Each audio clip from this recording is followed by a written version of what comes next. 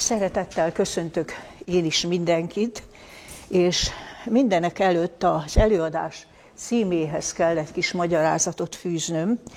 Ugye a címnek az első része, hogy az utolsó időben lesznek az emberek magukat szeretők, ez bibliai idézet, a Timóteushoz írt második levél 3. fejezetének az első 2 verséből.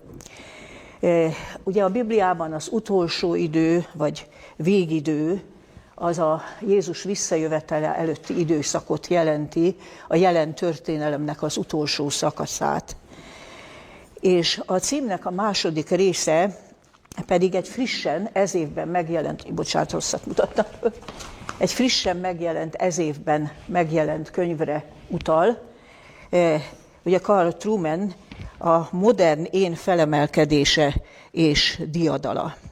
Én érdeklődéssel vettem kézbe ezt a könyvet, mert főiskolánkon én tanítom a bibliai etika, antropológiát, és hát természetesen érdekelt, hogy ez a könyv mit tartalmaz, ami első látásra úgy tűnt, hogy hát nagyon közel van ahhoz a bibliai kijelentéshez is, hogy lesznek az emberek magukat szeretők az emberi történelmnek ebben a kritikus szakaszában, mert a nagy én felemelkedéséről és diadaláról szól. A cím alapján ez így látszott, de mikor a könyv tartalmát megismertem, akkor világossá vált előttem, hogy a cím hasonlósága ellenére akár a diagnózis, akár a megoldásra tett javaslat messze menően eltér, mint az ollónak a 2 szára. És ez annál is érdekesebb vagy izgalmasabb dolog, hogy vajon miért tér el annyira, mert ez a Carl Trueman, ő bibliai és vallástudományok professzora az USA-ban, a Grove City College-ban, számos könyvnek a szerzője, ismert személyiség, és ő maga őszintén hívő keresztény. És ezért az olyan megdöbbentő, hogy születik egy könyv erről a korunk jelenségéről, hogy az emberek magukat szeretők, a nagy én uralkodik, és kétféle keresztény álláspont találkozik egymással. Az egyik az a biblikus, a másik, amely szintén biblikusnak vallja magát, de majd látni fogjuk, hogy őszinte is, meg biblikusnak is vallja magát, de mégis a látása messze menően eltér, hogy mi az oka annak, hogy bekövetkezett a modern én felemelkedése és diadala. Röviden szeretném összefoglalni, hogy miről szól ez a könyv. A könyvnek a saját szavaival teszem, a könyvnek a 31. oldaláról idézem. Tehát arról szól a könyv, hogyan jutott diadalra nyugaton a jelenleg rendkívül individualista, tekintélyromboló, szexualitásra koncentráló és materialista gondolkodásmód. Ugye nyugaton, hát ezen érti az európai és az észak-amerikai civilizációt, és mikor ugye benne ezt is olvassuk, hogy a szexualitásra koncentráló, megemlítem, hogy a könyv ugye egyáltalán a modern én felemelkedésével foglalkozik, de különösen kihegyezi a kérdést, hogy ő nevezi a szexuális forradalomra, hogy mi a gyökere annak, hogy eláradt a homoszexualitás, megjelent az LMBTQ, meg a transzneműség, tehát ezt mindig középpontba helyezi, ezzel mint ami egy végső kinövése ennek az irányzatnak. És még egy mondatot idézek. A modern társadalom hogyan mozdult el onnan, hogy teljesen áthatotta a kereszténység és a vallásos hit, innét hogyan mozdult el oda, hogy az emberek többsége számára ezek már nem alapvetőek, hanem inkább kivételt képeznek. Az is benne van a könyvben egyfajta félelem, vagy aggodalom, hogy tulajdonképpen az úgymond keresztény kultúra az abszolút kisebbségbe szorul ezzel a modern, szekuláris gondolkodással szemben. És akkor tehát nézzük, hogy mi a közelebbi mondani valója ennek a könyvnek. Hivatkozik két szerzőre, akik szintén foglalkoztak ezzel a problémával, másokkal is, de a két legfőbbet említem, akikre hivatkozik.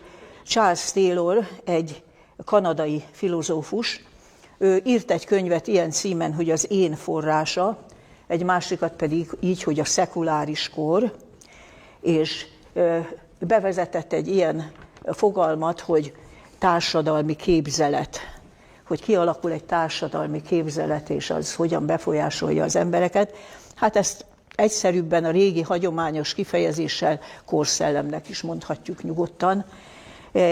És egy másikra is hivatkozik, Philip Riffe, aki a pszichológiai ember fogalmát vezette be, hogy tulajdonképpen az ember az érzelmei alapján határozza meg a maga önazonosságát. Az az igaz, amit az ember magáról érez.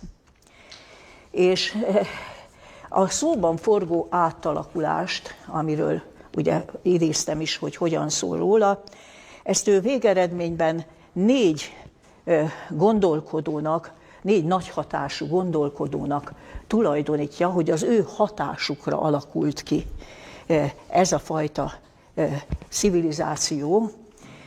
És ez a négy gondolkodó, újra felmutatom egy pillanatra a könyvet, itt is látható a képmásuk a fedlapon. Ez a négy gondolkodó Rousseau, Nietzsche, Darwin és Freud. Tehát ő végig elemezgeti, hogy milyen alapokat fektetett le, amire aztán tovább épült, és hát végül eljutottunk ennek az egész gondolkodásmódnak a végső kinövéséig, amely hát totális erkölcsi és társadalmi káoszt teremt. És akkor tegyük azt hozzá, hogy ezek a szerzők, ugye mivel járultak hozzá ehhez, ugye Rousseau azzal, hogy azt mondta, hogy az ösztönös természet az jó, az alapvetően jó, és tulajdonképpen az ember minden baja onnét származik, hogy egy ezzel ellentétes kultúra megkötözi, és hagyni kell a természetet kibontakoztatni. A másik három szerző, akinek az új gondolkodásmódot, illetve a hatásuknak az új gondolkodásmódot tulajdonítja, róluk ugye közismert, hogy mindegyik kifejezetten vallásellenes és ateista álláspontot vallott. És hát megállapítja, hogy ez az oka annak, hogy a szakrális rendje az erkölcsnek eltűnt a modern emberiség körében, csak egy kisebbség képviseli még. És akkor szeretnék rámutatni arra, hogy miben azonos, és miben tér el ennek a könyvnek a diagnózisa, mert a könyv hangsúlyozza, hogy nem akar megoldást kínálni, ő csak diagnózist ad a korunkról, a korunk emberiségének az állapotáról. De az óhatatlan, hogy innét már azért nem mutassanak nyilak arra, hogy miben látja ő a megoldást. Már ki is mondhatom, hogy vissza kell térni az erkölcs szakrális rendjének. Valamiképpen az emberi társadalomban ebben lát ő megoldást. Na akkor lássuk, hogy a biblikus szemlélettel hol egyezik és hol tér el tőle az, amit ez a könyv, ismét mondom tisztelettel, hogy a szerző őszinte komoly keresztény, ő szent meggyőződéssel írja, amit ír, és távolról sem egyedül áll. Tulajdonképpen mondhatjuk azt, hogy ez egy nagyon is népes irányzat, és nagyon is jellemző irányzat napjainkban. Minél jobban erősödik az erkölcsi és társadalmi káosz, annál inkább feltámadóban és erősödőben van az irányzat, amely azt mondja, hogy a megoldás az, hogy a szakrális erkölcsi rendet vissza kell hozni az emberi társadalomban, és ez lesz a megoldás. Hát abban megegyezik a biblikus szemlélet és ennek a szerzőnek a diagnózisa, hogy tényleg a Biblia is tragikus állapotokat fest az emberiségnek az erkölcsi állapotáról a végidőben. Ha itt tovább olvassuk a Timóteushoz írt második levél 3. fejezetében, ezután az alapvető megállapítás után, hogy az utolsó időben lesznek az emberek magukat szeretők, ez így folytatja. Pénzsóvárgók, kérkedők, kevélyek, káromkodók, szüleik iránt engedetlenek, hálátlanok, tisztátalanok, szeretet nélkül valók, kérlelhetetlenek, rágalmazók, mértékletlenek, kegyetlenek, a jónak nem kedvelői, árulók, vakmerők, felfuvalkodottak. És ez teljesen megegyezik azzal, amit Jézus mondott az ő eljövetele előtti világról, mert azt mondta, hogy hasonló lesz Nóé napjaihoz. Ott pedig, illetve erről a korról az olvasható a Bibliában, hogy megsokasult az ember gonoszsága a földön. Ez egy szakkifejezés a Bibliában, hogy megsokasult. Ez azt jelenti, hogy hirtelen sebességgel burjánzani kezd.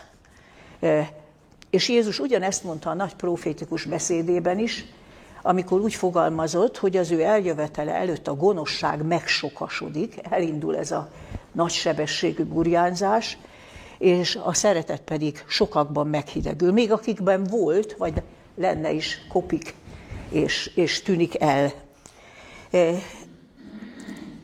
De még idézhetnék más bibliai kifejezéseket is. Például a Péter második levele 3. fejezetében röviden így jellemzi ezt a kort, hogy az emberek a saját kívánságaik szerint járnak. Tehát az ösztönös kívánságaik a meghatározóak. És érdekes, ugye ez Péter apostol, de Pál apostol is ezzel teljesen megegyezően írja a második levele 4. fejezetének a 3. versében, hogy nem csak, hogy saját kívánságaik szerint járnak, de saját kívánságaik szerint gyűjtenek maguknak tanítókat. Nem tudom, érzékeljük-e, hogy ez mennyire tragikus megállapítás. Mert ez mondjuk, úgy mondjam, az önzésnek a tetőfoka, vagy az én középpontúságnak, vagy az én szeretetnek a tetőfoka, hogy az ember kitermeli azokat a tanítókat, akik jóvá hagyják, hogy a saját kívánságaik szerint járjon, és ezzel végleg burokba zárja magát. Tehát meg se hall mást, hanem megteremti a maga tanítóit, akik jóvá hagyják, megerősítik ebben a mentalitásban. És aztán van egy summa a Timóteushoz írt második levél 3. fejezetében, az előbb idézett felsorolásnak a végén, amely így hangzik, így összesíti az állapotokat, inkább a gyönyörnek, mint Istennek szeretői. Én mindig elcsodálkozom azon, hogy 2000 évvel ezelőtt egy ilyen tömör diagnózis, vagy egy ilyen tömör jellemzés ott van a Bibliában. Ugye soha az életben az emberek számára tömegesen, ilyen tömegekben nem volt a gondolkodás és az életcél középpontjában a gyönyör, az élvezet. Mindegy, hogy milyen jellegű, de körül forog minden. Azért élünk, azért dolgozunk, hogy elérjük az élvezeteinket, valamilyen típusú gyönyört,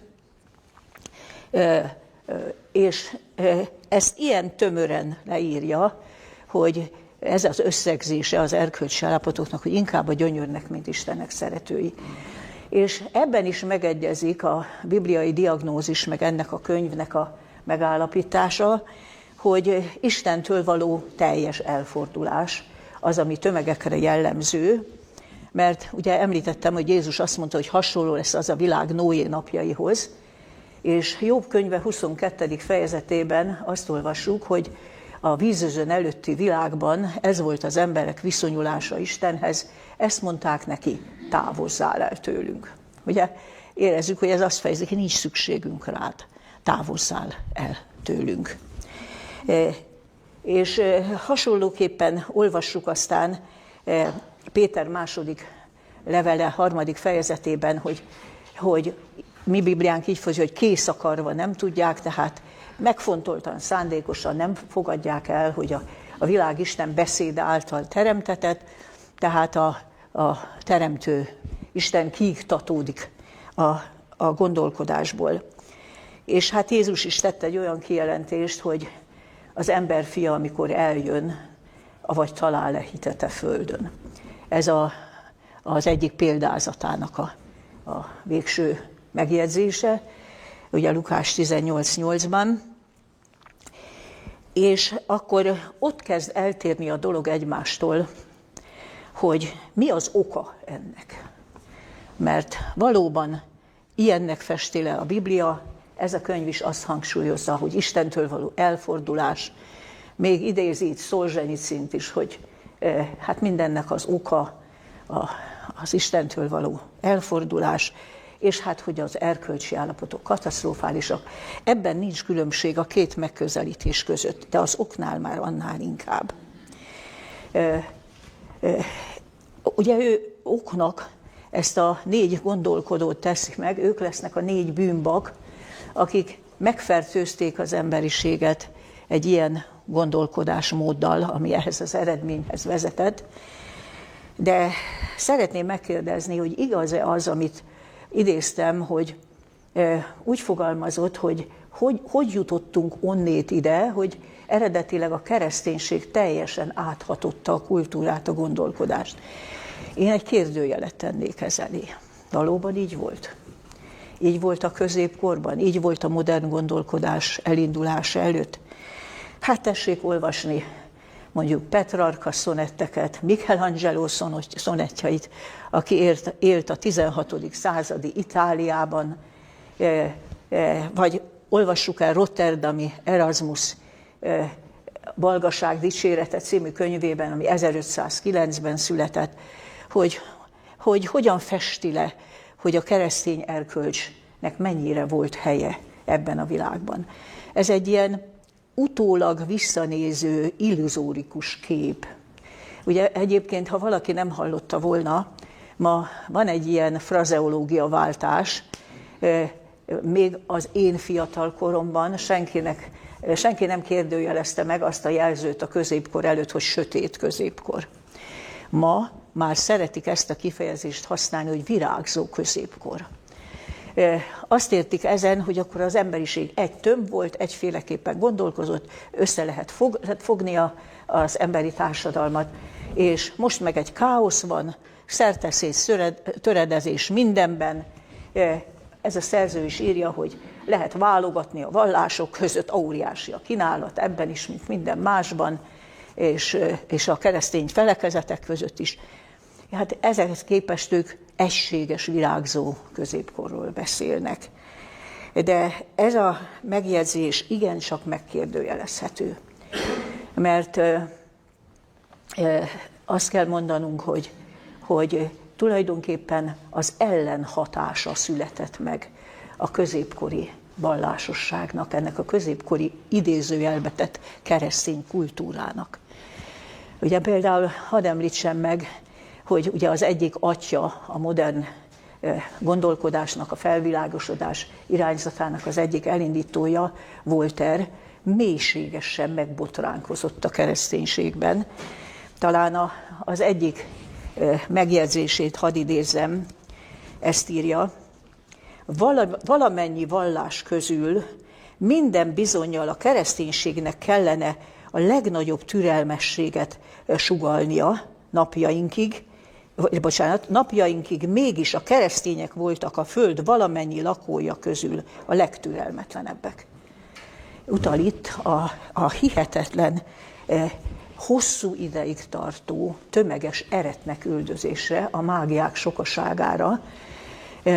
Ugye azt írja Lee, ennek a kornak a legfőbb szakértője, illetve az inkvizíció legfőbb kutatója, azt mondja, ez olyan tömeggyilkosság volt, aminek nincs párja Európában.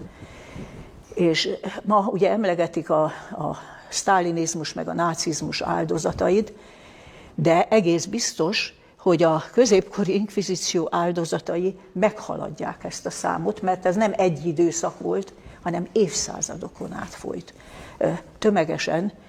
És hát innét például Voltairenek a megütközése, és tényleg gondoljuk meg, hasonlítsuk össze más világvallásokkal. Ugye az iszlám is nagyon türelmetlen, ennél sokkal türelmesebb mondjuk a hinduizmus, buddhizmus, de ott is azért könnyebb fellángol valami, de azt mondhatjuk, hogy olyan méretű tömeggyilkosság, mint ami tényleg a középkori inkvizíció volt, annak nincs párja más világvallás körében. És erre mondta azt Voltaire, hogy neki kéne a legtürelmesebbnek lenni, mert hát okos ember lévén fölfogta ő, hogy mi lenne Krisztus tanítása, és közben mind a napjainkig, mondja a 18. században, a napjainkig ők voltak a legtürelmetlenebbek. Egy másik ilyen megbotránkozását kifejező kiáltása pedig az volt, hogy úgy fogalmazott, hogy ha Krisztus követői akartok lenni, akkor vértanúk legyetek, és ne hóhérok. Ugye így ezt szegezte szembe a megelőző kereszténységgel, hát akkor legyetek vértanúk, akkor Krisztus követői. De hóhérokként nem vagytok Krisztus követői. Ez napnál világosabb. Tehát ez egy ilyen utólagos illúzió, hogy ezt a szép keresztény egységes kultúrát átfestjük, és virágzó középkorról beszélünk, ami a valóságban egyáltalán nem volt ilyen. Ha az időkeretünk engedte volna, akkor idéztem volna, ahogy említettem, Petrarkától, Michelangelótól, vagy Erasmustól, hogy hogyan jellemezték ezt a fajta úgynevezett erkölcsös keresztény világot. És azt sem szabad elfelejteni, hogy például Darwin, aki ugye itt az egyik, bocsánat, a kifejezésért idézőjelben imposztore könyv szerint, hát Darwin miért fordult el a kereszténységtől? Őróla eléggé ismert, hogy ő anglikán lelkésznek tanult, fiatal korában kedvenc olvasmánya volt a biblikus szemléletű John Milton Elveszett paradicsom című műve, és hogy fordult elő a kereszténységhez től? Azt írja a önéletrajzi jellegű írásaiban, hogy hát egyrészt látta a gyakorlatot, hogyha valaki az anglikán lelkészi karnak a tagja lesz, akkor annak mire kell esküdnie, és hogy tulajdonképpen ebben lelkiismereti kényszer van.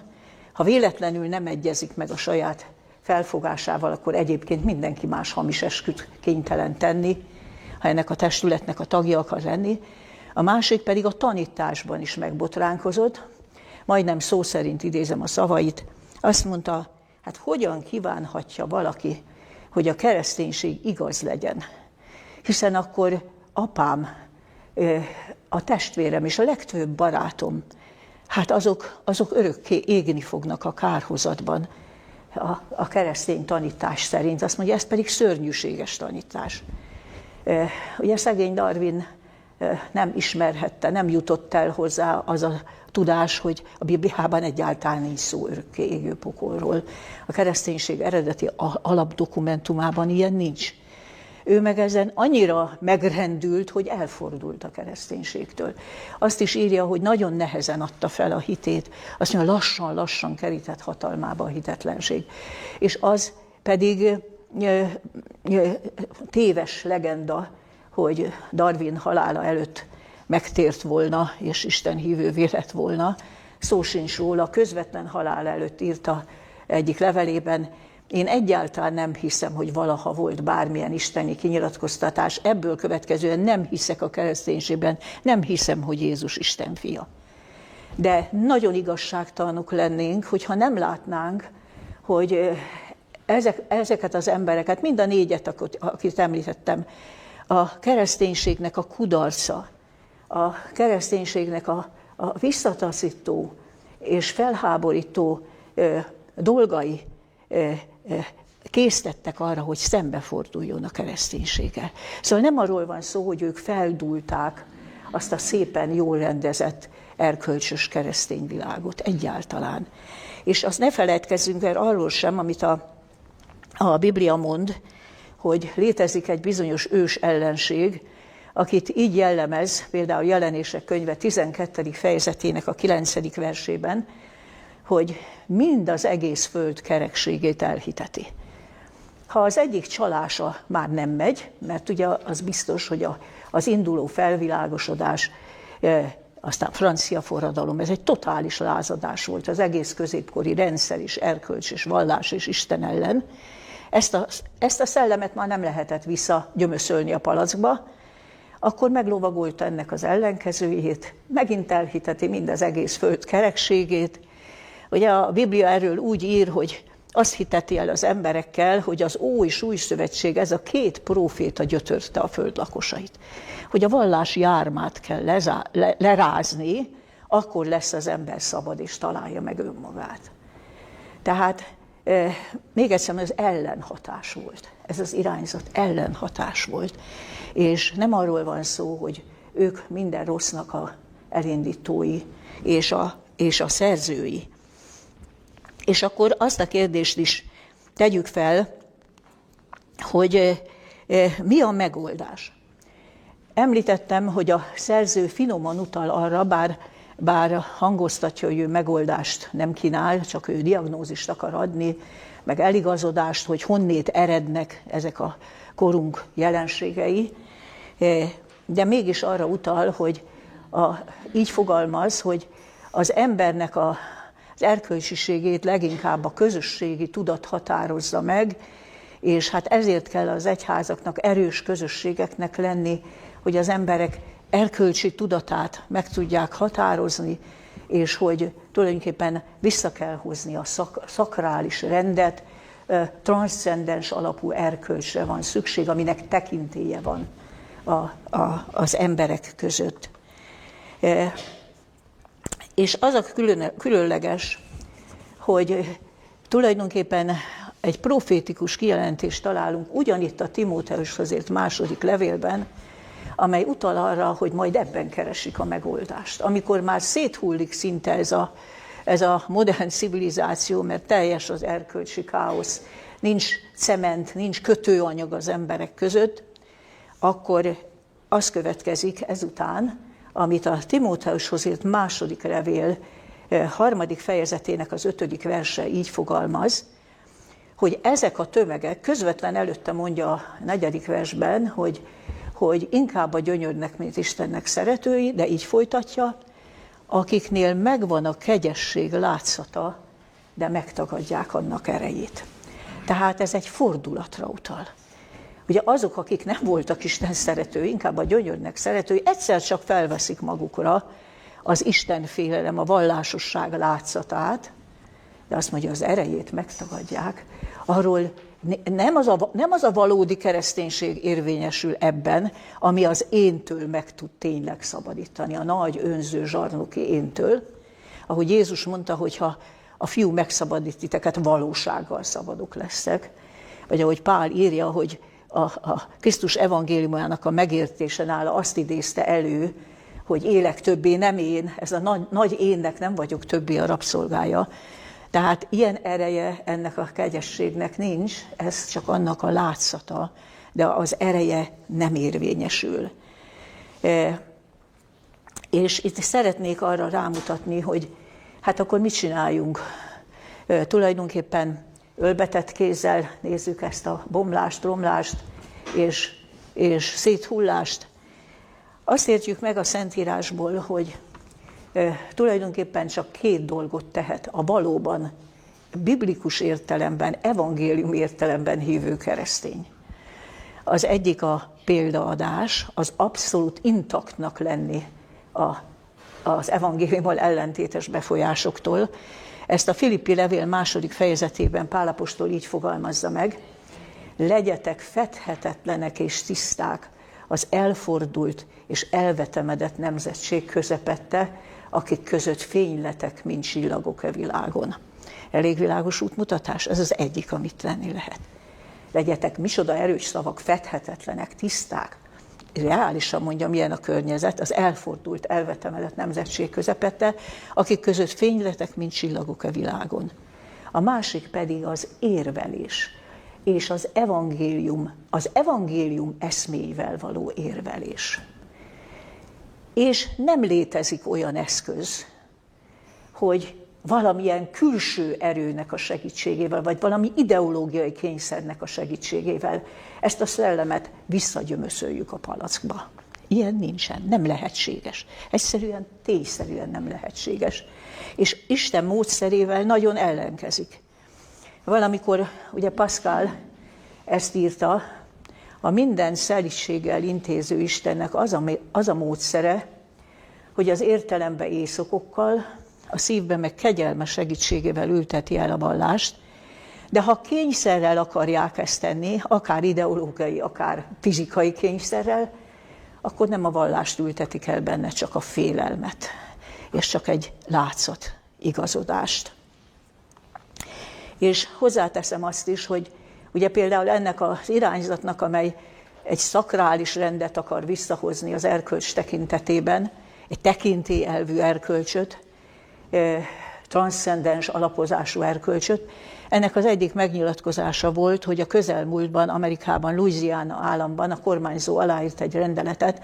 Érdekes, azért a Szövetségi Alkotmánybíróság most a közelmúltban ezt alkotmányellenesnek nyilvánította, de mindenesetre megszületett ez a rendelet, amely azt mondta, hogy minden oktatási intézményben, az általános iskolától a legfelsőbbig jól láthatóan, nagybetűkkel ki kell függeszteni a 10 parancsolatot.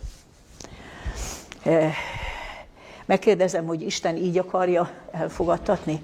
Csak egy mondatot idézek a 10 parancsolatból, hogy ez mennyire önkéntességen és belső meggyőződésen alapulhat csak, ha az ember ezzel összhangba kerül, amikor úgy olvassuk a 2. parancsolat indoklásában, hogy Isten ezt mondja, irgalmasságot cselekszem 1000 ízig azokkal, akik engem szeretnek, és az én parancsolataimat megtartják. Elég világos? Ezt Isten nem szankciókkal akarja rákényszeríteni az emberekkel. Ezt azok tudják megtartani, ahogy az első 4 parancsolatban mindenütt ott van ez a kifejezés, az én a te Istened.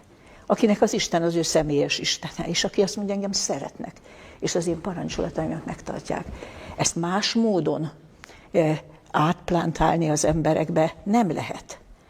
És tulajdonképpen nagyon nehéz belátni, és itt van megint egy tragédia, amire szeretnék rámutatni, nem csak az átfestése a középkornak, és hogy az ember nem érti, hogy a valódi kereszténység az más, mint egy keresztény kultúra, és az az igazán hatékony az erkölcs megalapozásában. Az a másik tragédia, hogy a keresztény eszkatológia az eltűnt, illetve átértelmeződött. Az egész kereszténység valamiféle földi Isten országában reménykedik, hogy meg kell javítani. A kereszténység fő feladata, hogy megjavítsa a létező társadalmakat, és tegye jobbá ezt a világot. Akik így gondolkoznak, azoknak mindenkinek idézni lehetne a 12. századi Anselmus híres mondatát, a Cur Deus Homo, miért lett Isten emberré című művéből. Egy nagyon súlyos mondat. Így hangzik. Te nem gondoltad meg, hogy milyen súlyos a bűn. Az az én középpontúság, amely már az ösztönös természetünkben benne van, amivel születünk, mint egy lelki születési rendellenességgel. A bűneset óta a Biblia szerint minden emberre elhatott, és ha ennek az ember enged, akkor ebből a szokás hatalmával megerősödött nagy én lesz.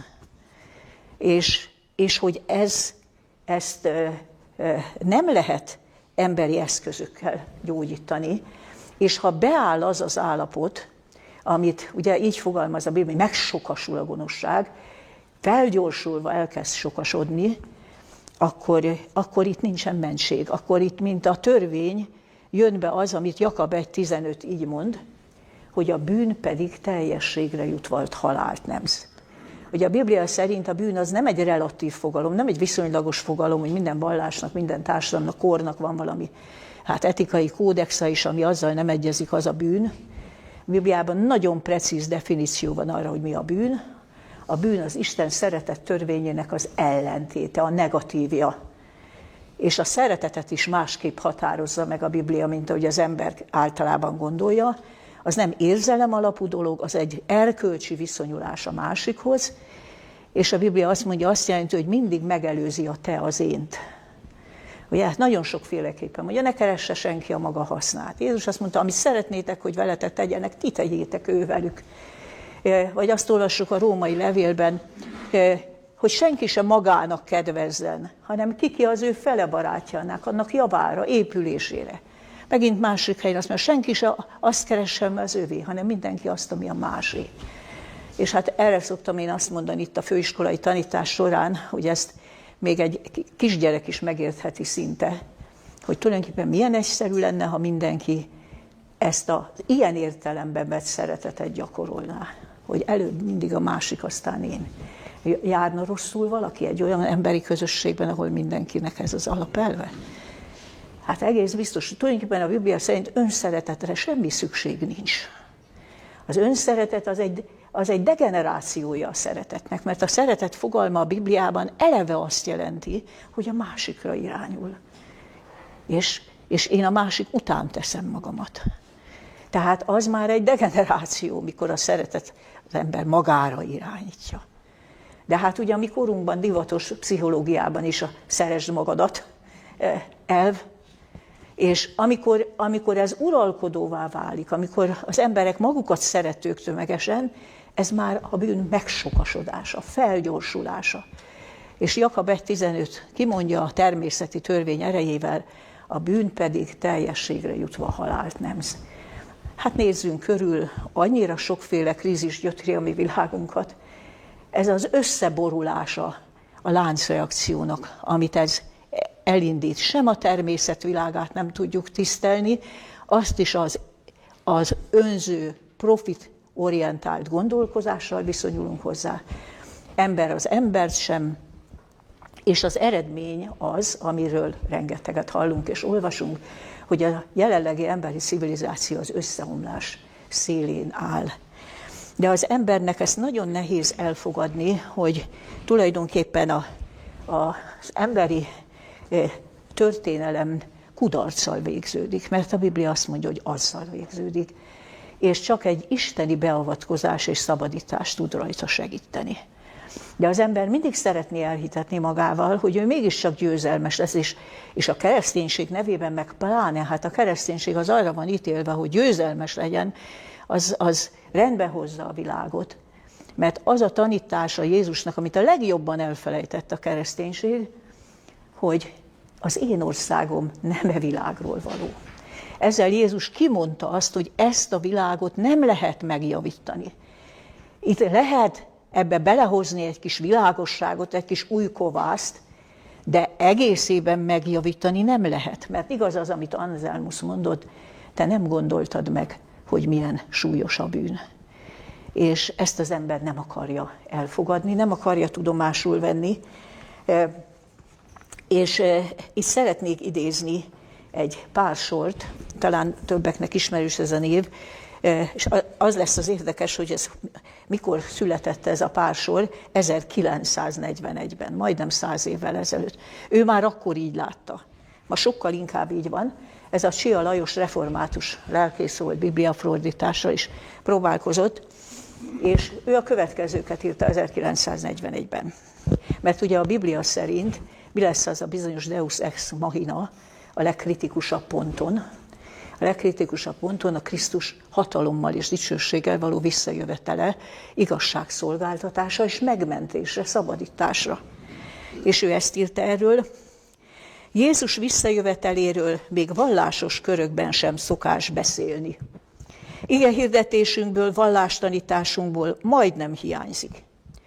Jézus jön, és tetteinket számon kéri. Még a gondolatát felvetni is elmebajnak számít. Botrány lenne, ha valaki arra mutatna rá, hogy Jézus visszajövetele az események mai folyását megváltoztatja. Egyháztörténetíróink gúnynak és nevetségnek tennék ki magukat, ha az eseményeket a Jelenések könyvének fényébe állítanák.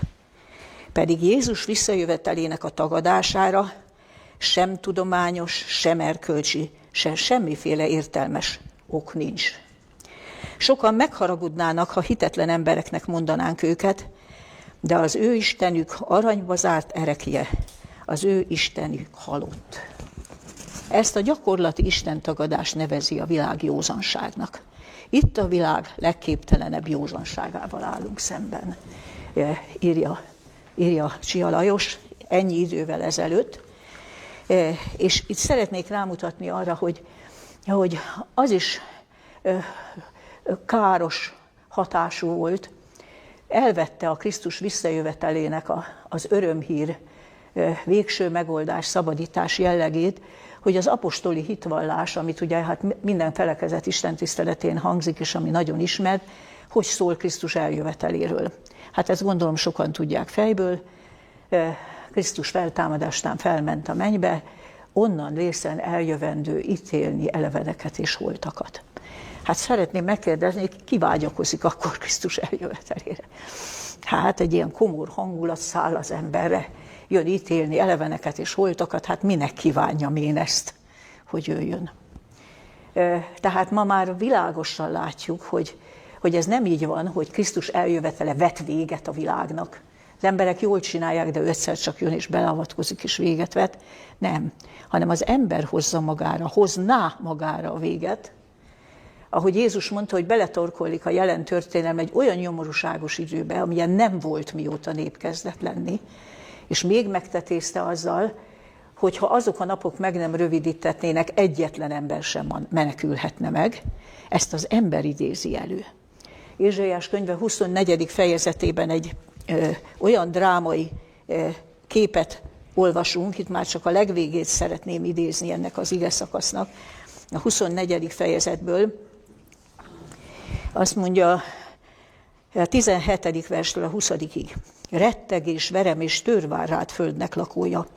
És lesz, aki fut a rettegés szavától, verembe esik. Aki kijön a veremből, megfogatik a tőrben, mert az egek csatornái megnyílnak és megrendülnek a föld oszlopai.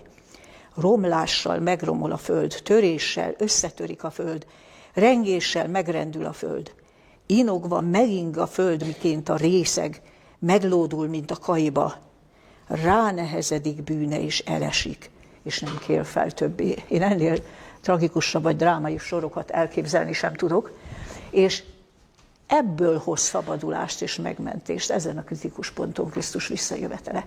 Tehát meg kell fordítani, nem Krisztus vet véget a jelen történelemnek, hogy idejön és beleavatkozik ítéletével, hanem az ember hozná el a véget, és Krisztus pedig a kritikus ponton megjelenik megoldásként, szabadítóként.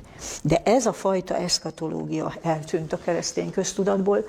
Éppen most ugye jön az adventi időszak, az advent szó, ami ugye érkezést, eljövetelt jelent, ezt mi mindig csak a Krisztus első eljövetelére alkalmazzuk. Ki az, akinek eszébe jut akár adventi időszakban is, hogy hát azért Krisztus rendkívül gyakran és rendkívül határozottan beszélt az ő visszajöveteléről, mint végső szabadításról, mint megoldásról. És hát én így látom, hogy most ezzel állunk szembe, ezzel a kétféle keresztény szemlélettel, az egyik a biblikus keresztény szemlélet, a másik ez a keresztény kultúrában bízó szemlélet. Hát én túlléptem sajnos az időt, ugye? Tehát röviden csak annyit mondanék, meg nézzük meg a legutóbbi amerikai elnökválasztást. Ugye nagyon világosan mutatja a dolgokat, aranykort ígér Trump. Biztos láttunk ilyen Trump híve sapkán, hogy Jézus a királyom, Trump az elnököm. Mert azt hiszik, hogy a kereszténység győzelemre juttatása a társadalomban, ez majd aranykort fog elhozni. Ennyire eltérhet a kettő egymástól.